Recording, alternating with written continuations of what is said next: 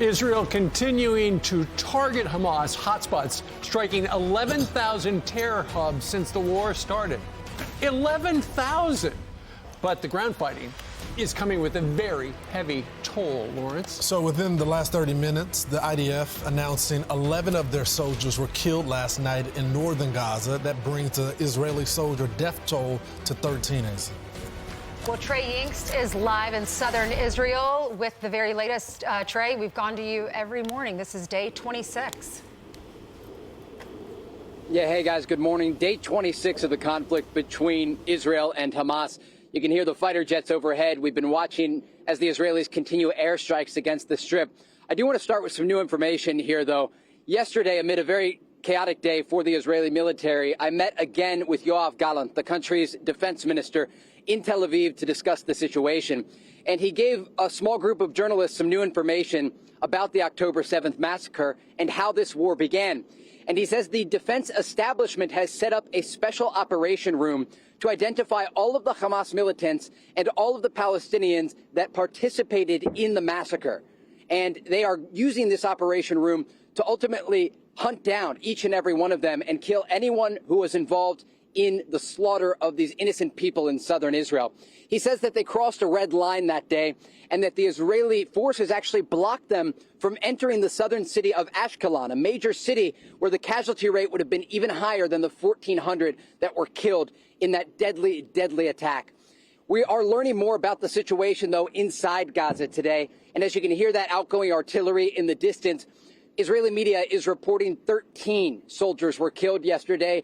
The Israeli military in the process of notifying the families, and we do know that some soldiers will even be buried today. Their fellow soldiers are operating inside Gaza. Behind me, it is difficult street-to-street fighting that's taking place. But we do know the Israelis are using their air force to target other senior Hamas leadership. Just yesterday, Ibrahim Baeri, the senior commander of the Jabalia battalion from Hamas, was killed in an Israeli airstrike, though the Israelis today are facing new questions about how many civilians were in the area and how many died as a result of that strike. We should note, amid all of these tragic updates, we do have a small piece of good news for you, and it's that the Rafah crossing between Egypt and Gaza is open today to get many injured and vulnerable Palestinians out and also get foreign citizens, up to 500 of them, out of the Gaza Strip that have been waiting for weeks to get to safety. Guys? Hey, Trey, with this first batch of people who are trying to leave Gaza go into Israel, as you just said, there are a number of seriously injured people, and that's why Egypt's got ambulances lined up on their side. There won't be any Americans today. At what point might the Americans who are stuck in Gaza be able to leave? Yeah, it's a great question. And look, it could be a very long time. This is the initial batch of people that is going to get out as part of a Qatari and Egyptian-led negotiation. But there are reportedly thousands of foreign nationals that are inside Gaza. We know hundreds of American passport holders there. And so it could take a very long time because the Israelis are still operating at many different points along the Strip. And so while this is a piece of good news and it indicates that Hamas is going to allow these people to leave, the Egyptians are going to open that crossing and let people get to safety. This is just a few hundred people. We're talking about thousands that need to get out. Trey, do you know if they're allowing Americans to get on that list? I know you talked to that one woman. She, I think, is an American, has an American passport. She's not on the list, but her son, American passport and Jordanian passport, and he is on the list. Yeah, exactly. They both have U.S. passports, and he also has a Jordanian passport, so they put him on the list, but they didn't put her on the list. And she's been talking with the State Department each and every day since this war began. And you heard in that voice note that she sent me, she's incredibly frustrated with the Biden administration and the State Department, and it focuses around one specific thing, and it's the fact that the State Department keeps telling her to go to the Rafah crossing, and when she gets there, she risks her life going in the midst of this active war zone. They don't let her cross. And so she has told me now she's not even going to leave until she can really confirm that Americans are indeed getting through and that she can take her 10-year-old son with her, cross into Egypt, and then ultimately go back to her home in Utah. Yeah. That's terrible. So where is she living right now? Is she just essentially just camped out 1,000 yards from the crossing? So right now she's in the southern part of the Gaza Strip. She's staying with friends of friends. And she said everyone is staying in one room. And they're terrified because these are civilians. They are not combatants. And they are in the middle of this active fighting. She's seen the rockets going out. Everyone in Gaza has. She's heard the airstrikes shaking the ground there. And so it's not just her that's trapped. We've been talking with aid workers, American citizens who are stuck in Gaza. They tell Fox News they're running low on food, they don't have clean water, and they feel abandoned. Was she telling you why she decided to stay? She didn't want to send her son across. I do know the reason why she was in Gaza originally. She was visiting her father, who is a Palestinian man who I believe is also an American citizen. But there are many Palestinians that go to Gaza to visit their family during times of peace. With more than 2 million people, you can imagine there are so many people that have links to the United States.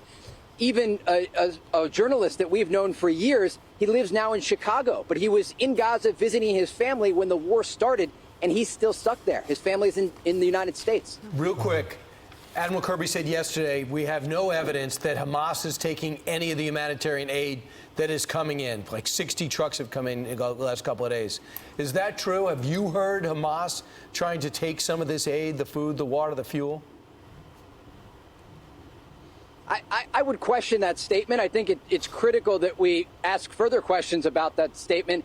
I'm not saying what Admiral Kirby is saying is not true, but I would ask how they've been able to verify that. Right. Because they haven't been able to get other information from inside the Strip. So how do they know that none of the aid is being diverted to Hamas? They've done it in the past. We know they're storing fuel and food inside the Strip that was meant for civilians. And so they could easily be doing that now.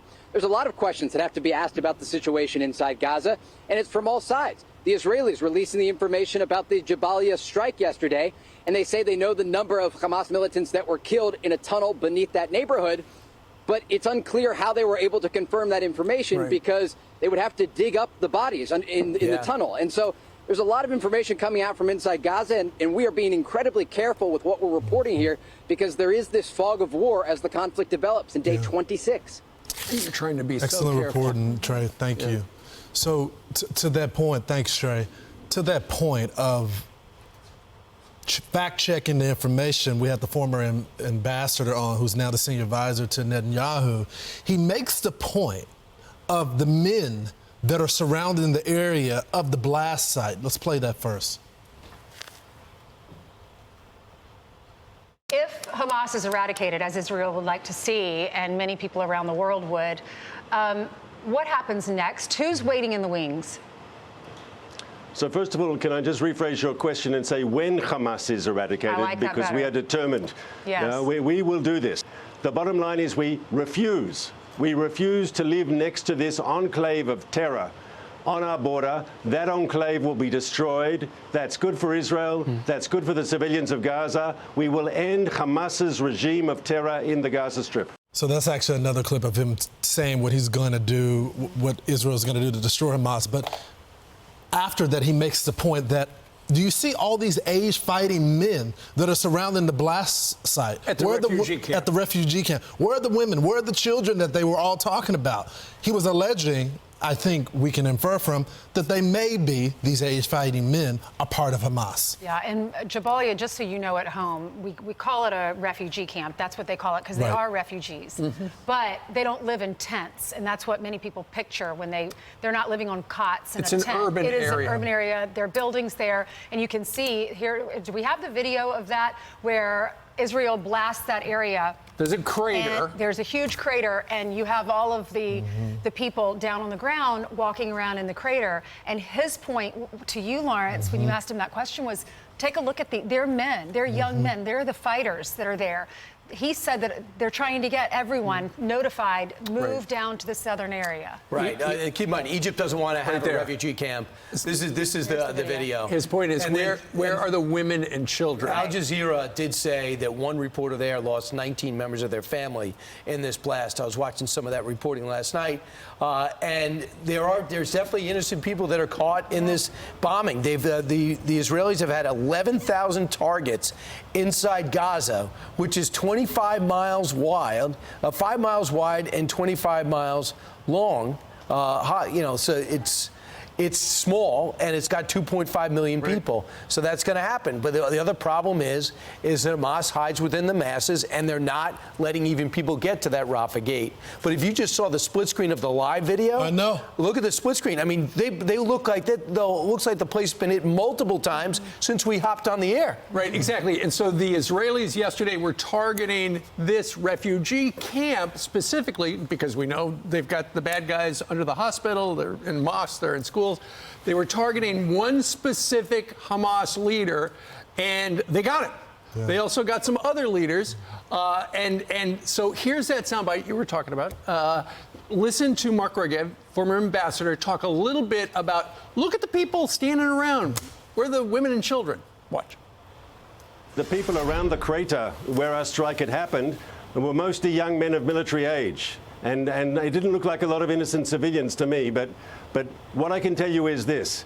If you are part of the Hamas leadership, if you are part of the command structure that was responsible for the rapes, the murders, the beheadings, the mass shootings, the massacres that they perpetrated in Israel, we will find you and we will take you out. The one thing I would say is don't take the bait. I mean, Hamas is very good at propaganda. They will send messages. They're trying to play on the emotions of not just Americans, but the international community, because they know they hide behind civilians. That is their entire plan. We know this for a fact as we look at the live picture of Gaza, all this smoke that's going on, the war is underway. That's what's so sad about the whole thing, right? I mean, there's so many women and children that are there, people who don't agree with Hamas, but they don't have the right to even speak up, or they're afraid they're going to get killed, and they can't leave. They're landlocked. Yeah. All right, so let's talk about what is another big concern is, can these attacks transfer to an attack here at home? Absolutely, especially when your southern border is open and the northern border has been infiltrated like never before in our history. Our FBI director was brought to Capitol Hill yesterday to answer some questions, and he says what's happening over there could definitely inspire people who might be Hamas agents over here. Listen.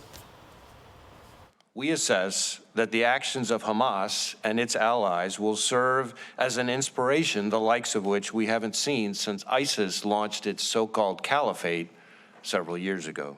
The ongoing war in the Middle East has raised the threat of an attack against Americans in the United States to a whole nother level. We also cannot and do not discount the possibility that Hamas or another foreign terrorist organization may exploit the current conflict to conduct attacks here on our own soil. Do you believe, is the United States safer from foreign terror threats today? Are we safer than when Joe Biden took office, from the day he took office?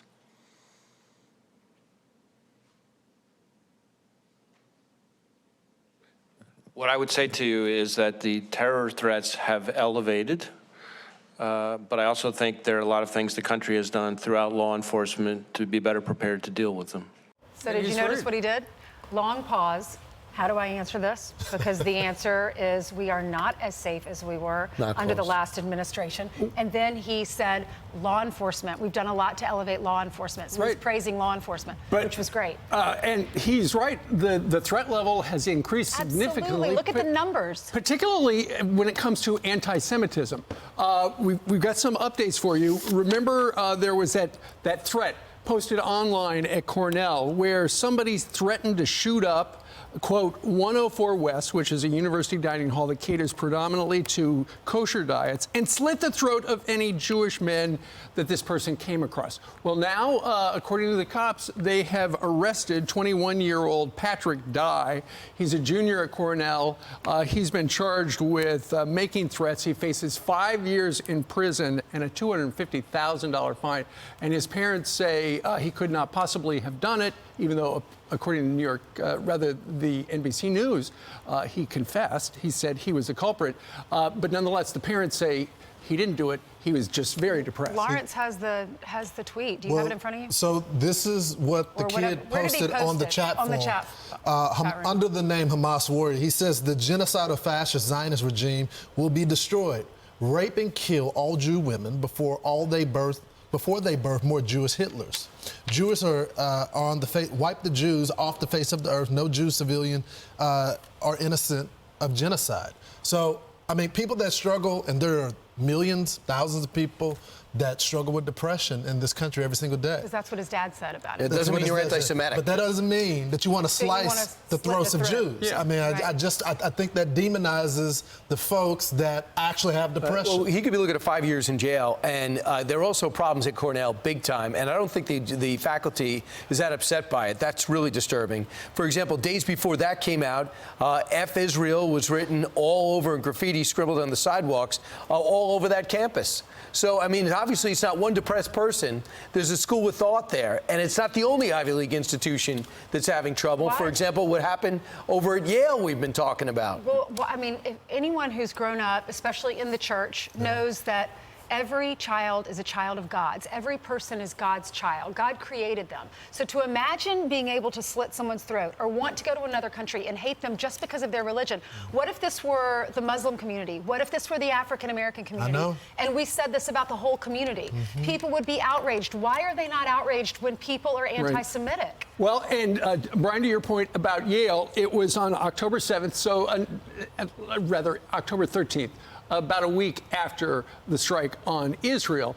And the Yale newspaper had a column, an op-ed thing. And the headline was, is Yaleys for Palestine a hate group? And it was by a sophomore you just talked to. And then about a week after that, the editors of the Yale News ran a correction and said this column has been edited to remove unsubstantiated claims that Hamas raped women and beheaded men. But we know that they did that. So why exactly did they have a correction there? And then just last night, they put this up. They walked it all back. They said the News was wrong to publish the correction. The News, therefore, retracts the editor's notes in their entirety and without qualification, and goes on to say, apparently, the editor does, that threats of violence leveled against the News and its editors and their families have intensified this week. Apparently, there have been people now reaching out a lot of hate messages to the people who work at the newspaper. Yeah, and there's also calls for people to stop giving to Yale. So Yale. Right, so here's board. Sahar Tartak. She weighed in on what she's been through and the final retraction, which has her triumphed. I don't think it's possible for public pressure to change a deeply rooted anti-Jewish current that exists in the university and is therefore translated to our flagship newspaper. One that I will note is a pipeline to other major outlets, the New York Times, Washington Post. You have the videos of Hamas's brutalizations. They made those videos to recruit young men to their movement. And so now you have a choice. You can side with Hamas by either justifying or denying actions, or you can choose not to side with Hamas. It's so simple. So I asked her the question, since they did the retraction, do you think there has been a change of heart? And her response was, they only did this because of public pressure. Yeah. And she noted that we should realize that this is a publication on the college campus, but New York Times, Washington Post, they get articles from this publication. So she goes, this is not just a university problem. This is mainstream right now. And we shouldn't think because they did a retraction that their hearts have been changed. And so I thought that was a powerful statement. What about the UC system? They got together, their ethnic studies group, and called on the administration of all the University of California to retract the charges of terrorism on Hamas. And they said, try to uplift the Palestinian freedom struggle, which got a rebuke by Jay Soros of UTA, who's a member of the U.S. Board of Regents, and just took them on for 2 pages, said they are a terror group. What are you thinking? So that is the entertainment world taking aim at the educational world. We've been saying this forever. Andy McCarthy wrote a book about it in 2011, the influence of the Muslim Brotherhood on college campuses that has taken root and obviously having great success melting minds to this terrorist mindset. Before this conflict even happened, hate crimes were on the rise for Jews in this country. Yeah, well, the FBI director, I'm so sorry, Ainsley, I think you were about to allude to that. Yeah. 60%? Yeah. He said 60% of all religious-based hate crimes in America are against the Jews. Yeah, so this was an environment before. I failed to believe that it's just a lack of education. Sometimes you got to believe your eyes. Sometimes you got to look in the street and see the Hamas flag. Sometimes you got to listen to the rhetoric of these kids and these professors and take them at their word. And Lawrence, just look at the number, though, of the people who are on that side. Yeah. Yeah. Right. And that is the next generation. More people have posted online. Granted, they're the younger people that use hashtags generally, but stand with Palestine's getting more than stand with Israel. A lot more. And extrapolate this out. Democrats, like the President of the United States, who's for Israel. Turns out the next generation of Democratic voters isn't. Yeah. And that's the war that's happening in Congress right Dropped now. 11 points already.